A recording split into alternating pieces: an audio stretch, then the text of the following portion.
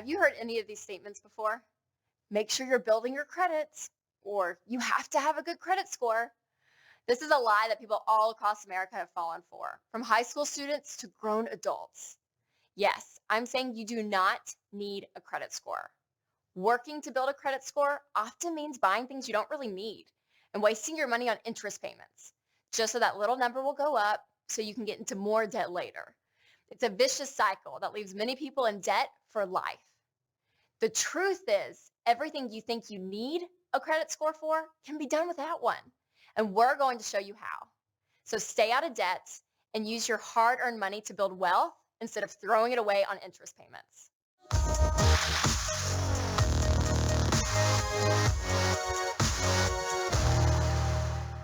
Well, a FICO score is a measure of how you've interacted with debt. Your FICO score, the algorithm that creates it is 100% about your interaction with debt. It's your debt payment history, the type of debt, new debt. These kinds of things enter into creating your FICO score. And so your FICO score has become in our culture a false measure of how well you handle money. It's not how well you handle money. It's actually how well you handle debt, which is not an indication of wealth.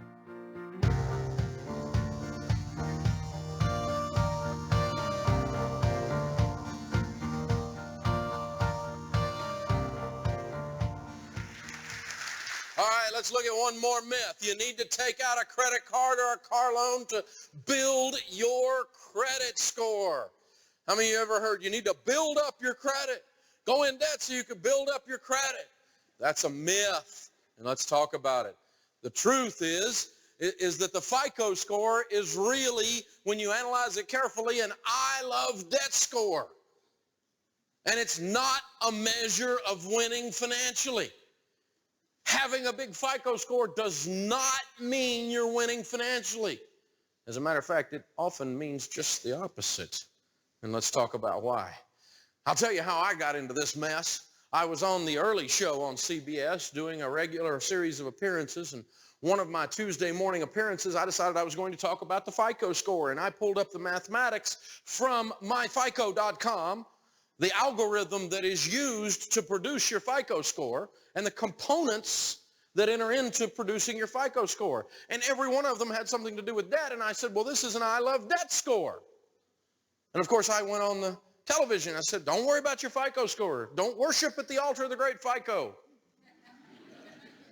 It's an I love debt score. The only way to have a FICO score is go in debt and stay in debt a long time. And of course, being on CBS, the FICO people didn't like me saying that. Can you imagine? And so they called my director of publicity and said, we want to come on Dave's radio show and talk to him about this. He's wrong. And she said, no, you really don't.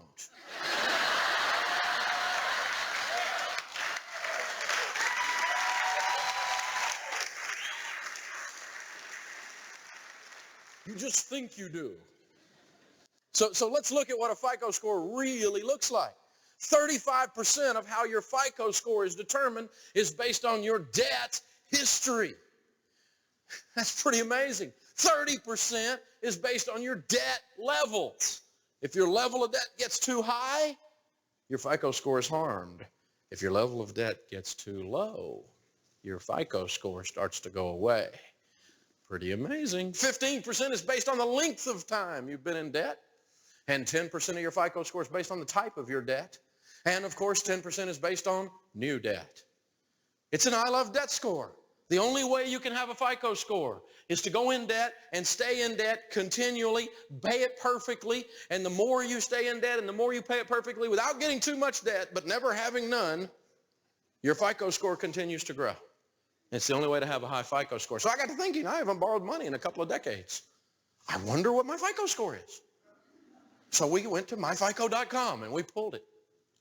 I got this answer from myfico.com. Our apologies, an error has occurred.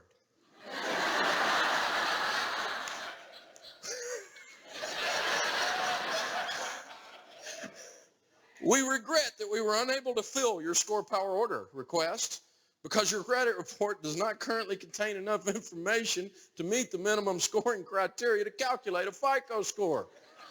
You don't have a FICO score.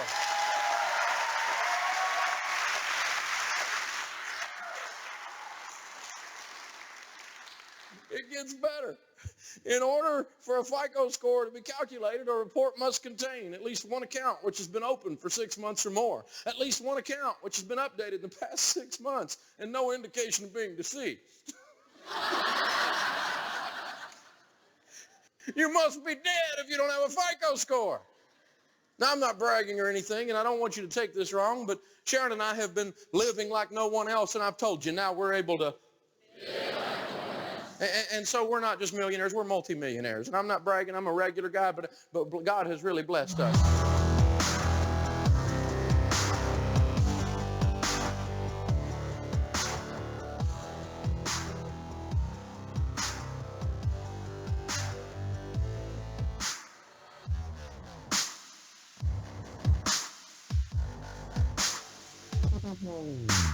So remember, a credit score or a FICO score measures 5 things: your debt payment history, debt levels, length of debt history, new debt, and types of debt. Notice this number doesn't include how much money you have in the bank or what your paycheck looks like. It's all based on debts. That's why the credit score is really just an I love debt score. Sure, you'll hear that you need to have a credit score for things like buying a home or purchasing a car, but it's simply not true. When you're ready to buy a house, do this. Work a steady job, save money for a down payment, and budget your income regularly to get a good idea of what you can afford. While doing all of this, pay your bills on time. Then you can use manual underwriting instead of a credit score to be approved to purchase a home. A credit score says that you're good at buying things you don't have the money for, but manual underwriting says you're responsible with money. If you want to buy a car, the solution's even easier. Cash. That's it. The bottom line is you don't need a credit score to survive. You can do well in life by being responsible with spending and saving.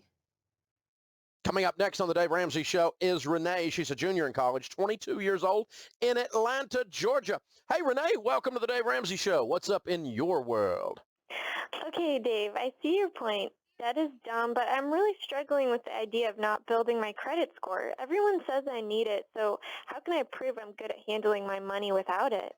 Well, the way you prove you're good at handling money is you have some as a result of the way you handled it. A score doesn't do that. I mean, you're in college and you think everything's a test score. Oh my gosh. Here's your test. Is there any money in your bank account? That's how you tell if you've got money. Net worth, which is what you own minus what you owe, your income, and the pile of actual cash called liquidity. This is your test score for whether you're winning with money, not the stupid FICO score. The FICO score in its essence, and you've heard me say this before, kiddo, it's simply an I love debt score. All it means is you played kissy face with the bank. It doesn't mean you know how to handle money. It means you paid bills because you had a bunch of bills. How does that make you smart? No.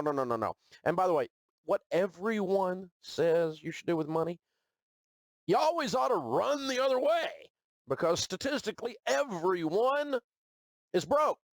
I mean, you've got to take a different tack on this. And number one, don't take advice from normal people or you're going to be normal. And number two, let's learn what the score is really measuring. And it's not really measuring financial health and wealth and well-being. All it's measuring is, oh, well, just playing kissy face with the bank. Hope that helps you. Thanks for calling. Everywhere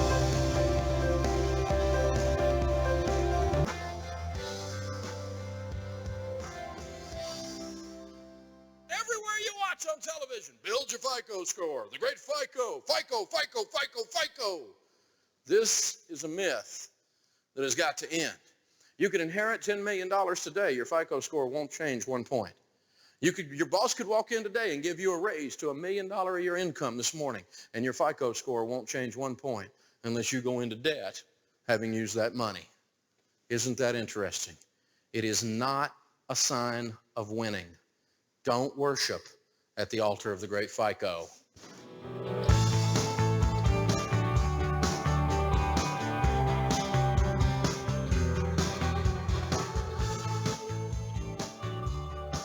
I don't have a FICO score because I want to avoid debt completely. Because I've never been in debt, I have no FICO score. And I get around just fine. I don't have a FICO score, and I want to keep it that way because debt has never made sense to me. I've never had a credit card because I've, just seen through so many people, the pain they've gone through. I want to have the freedom to actually be able to go on vacation and enjoy myself while I'm there, to be able to start a family someday and be able to give our kids the opportunities that they want because we're not burdened by debt. Not having debt or not having a FICO score really hasn't been difficult for me. I've been able to rent a house, get a cell phone, get utilities, cable, rent hotels, rental cars, travel Europe. Never had one. I mean, people say, well, you need a credit card so you can rent a car or book a hotel room. No, actually I don't. I just use my debit card. I'll be honest with you, it's not always easy your very first time when you're first renting an apartment or getting a cell phone. A lot of times you will have to pay extra money, but once you've had that first opportunity to prove yourself, you do well, you pay your bills early, you pay your rent always early. You're going to have that for future reference and not have to always put down the extra money as you do the very first time. When I wanted to get electricity in my first apartment, I had to put down $250 as a deposit, but I got it back after several months of paying on time. Anytime I've ever run into that, I've been able to say, well, hey, if your purpose is to find out if I'm a good renter and if I pay my bills on time, if I pay my rent on time, I can give you my landlord's name that I'm currently renting from. I can give you, personal references, and I can give you the different bills that I've paid that aren't debt related. I have a folder where I keep anything I need to pull up for records. So I can show someone, hey, look, I'm perfectly capable of taking care of this. I don't have a FICO score, and I never want one. I've never had a FICO score, and I don't need one. I don't have a FICO score, and I never will. I don't have a FICO score, and I'll never need one. I don't have a FICO score, and I will never get one. I don't have a FICO score, and I'm happy. I love it. It's great, and I'm not worried about it a bit.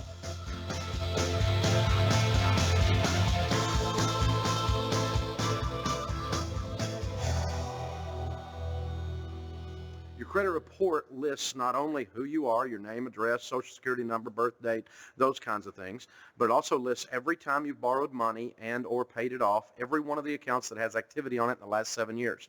And so if you've got 7 credit cards, there'll be 7 credit cards listed down through there and how you've paid on every one of those. Your interaction with debt, including those listings on your credit report, goes into an algorithm, a mathematical process that then creates your credit score. Your credit score is supposedly a one-number representation of all of your interaction with debt. I question that, but that's their goal at FICO.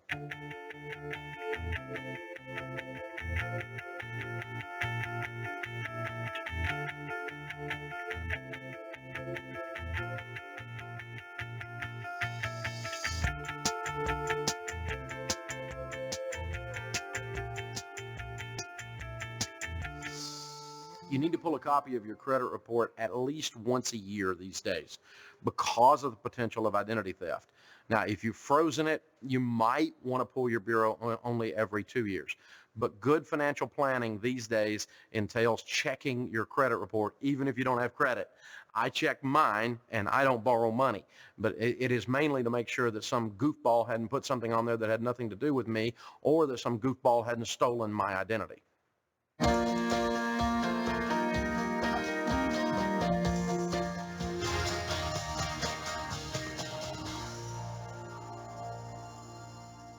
What do you do if you've got identity theft? And identity theft is rampant. 15 million people this year have had their identity stolen. Their social security number, their driver's license number, their credit card number or numbers. It is the fastest growing white-collar crime in North America today. So what to do, what to do, what to do? Well, when we get to the insurance lesson, I'm going to talk about identity theft protection, which I now believe in, if you get the right kind, and I'll show you what to do with that. But if you don't have that, and if you have your identity stolen, here are the steps, and here's what you do. Because it takes the average consumer about 600 hours to clean up a mess once their identity is stolen. It's a big deal, and it's a problem. The first thing you do is you place a fraud victim alert on your credit bureau report. A fraud victim alert on your credit bureau report. And you can do that for free. You can simply go online and just report the fraud victim situation. Danger, danger. Don't anybody else pick up an account off of this name. Now, if you go ahead and do the next step, which you should do, is get a police report. If you do that and you turn in the police report to the credit bureau, they then will make that fraud victim alert permanent on your bureau. If you do not, it will only stay on 90 days. They'll leave it on there for 90 days and then they'll drop it off. If you don't get a police report showing that your identity has actually been stolen. So go get a police report if you have suspicion or proof that it's been stolen. Sadly, it's usually fairly easy to have proof because about 80% of the identities are stolen by people you know, called scum. When you steal someone's name, when you sign someone's name that's not your name, you are by definition a criminal. You are a bank robber. This is a crime. It's criminal fraud. Go to jail time stuff. Okay? So this is it's not something you want to fool with. So when you do the police report, you got to tell the truth. It was my mother. It was my brother. It was my old roommate. It was my ex-fiance. It was this guy down at work. I mean, if you know, you got to say. Otherwise, you're participating in the fraud then. Okay, so you have to be completely clean with this process. The next thing is, remember, this is theft. When someone steals your checkbook, one time a guy threw a brick through my wife's window while she was at the gym, grabbed her purse out, and went and started writing checks on our account, signing Dave Ramsey and Sharon Ramsey's name on the checkbook. Were we liable for those checks? Yes or no? No. When they got to the bank accidentally paid one of them, and the bank ate that one. The rest of them, the bank denied, and the store didn't get to collect the money. They called us, want the money. We said, we're not paying you the money. We didn't sign the checks. A thief did that. You didn't check ID, you lost the money. That's how that works. If you'd have looked at that lady's picture, I don't think it would have looked like Sharon. It's just my thought. I don't know. And I think that's what you'd have found. So they lose their money. So when there's a theft occurs, you're not liable in this situation, so you owe nothing, and you need to pay nothing. Remember that, because the credit card companies and some of these other people will act like you're the criminal, and you're supposed to pay. And all these bad things are going to happen to your credit if you don't pay, and that's wrong. Someone stole your identity. Open an account with Doofus Bank Incorporated over here because Doofus Bank didn't check and make sure it wasn't Toby Cocker, the Cocker Spaniel. And then they went and ran up a bill. Well, the bank is the one that got ripped off by the criminal, not you. You didn't lose any money, nor do you owe any money under the law. And don't let them bully you or push you into paying something that you don't owe. That is a big deal. The next thing you do is to contact the Fraud Victim Division of the creditor and furnish them documentation. Now, sometimes when you contact the Fraud Victim Division, again, they're going to treat you like you did something wrong because they think you ran up the bill and just don't want to pay it and you're acting like it's fraud. And that I'm sure that happens sometimes, but they treat everybody that way. And it's crazy. Customer service is two words that don't go together in the credit card world, okay? So when you go to the Fraud Victim Division, be prepared, if you're the victim, to be treated like the criminal. And don't be pushed into paying this stuff. And here's what you've got to do. You've just got to be persistent. You now have a new hobby. And you will fight this, and you will provide documentation, and you will fight it, and you'll provide more documentation, and then you're going to send out more letters, and then you're going to do this, and you're going to put these freezes on your bureau and these different things, and finally, eventually, it'll go away. And I'll tell you what, yeah, if it's a relative of yours, you need to take care of this. Just a thought. Now, correcting a credit report inaccuracy, like we were talking about a while ago, Federal Fair Credit Reporting Act requires the credit bureau to remove any and all accuracies within 30 days of notification. So we notify them.